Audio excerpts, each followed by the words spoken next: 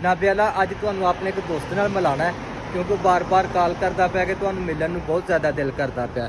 तो बंगलादेशी है माशाअल्लाह अच्छा आदमी है। तो हुण लैके चलदे हैं सरकार तुहानू अपने दोस्त कोल। ते अगर चैनल ते पहली बार आए हो तो चैनल नू सबसक्राइब करके बेल आइकन नू जरूर प्रेस कर दिओ। जी हमजा भाई भी आ गए ने, हुण हमजा भाई भी साडे नाल जाणगे। हाँ जी हमजा साहब सुनाओ की हाल ठीक हो? तो बाबा जी असी जुबेल रियाज पार्किंग साइन बोर्ड के बिल्कुल सामने आके रुके हैं। यह देखो जी जे जुबेल शहर की देख लो, शाम का टाइम है तो बंदे ही बंदे नजर आ रहे हैं।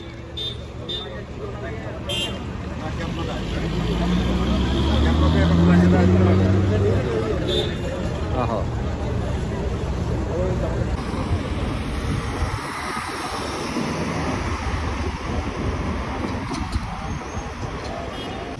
बाबा जी बाहर समुद्र ते जा रहे हैं तो दिल करता वैसे अज पैप्सी पीन ते मैं ते हमजा भाई आए हैं इत्थे बकाले ते असी लईयां ने इत्थों 2 मरिंडा लैनियां ने, पैप्सी दियां बोतलां लैनियां ने।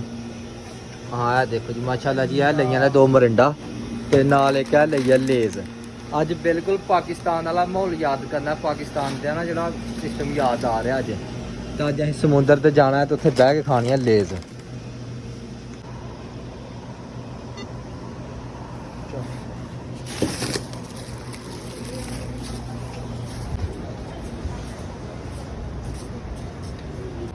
देखो जी माशाल्लाह जी आया जुबेल शहर के लागे जी बाहर वाली साइड ते समुद्र का इलाका है। माशाल्लाह जी देखो कितना खूबसूरत माहौल है।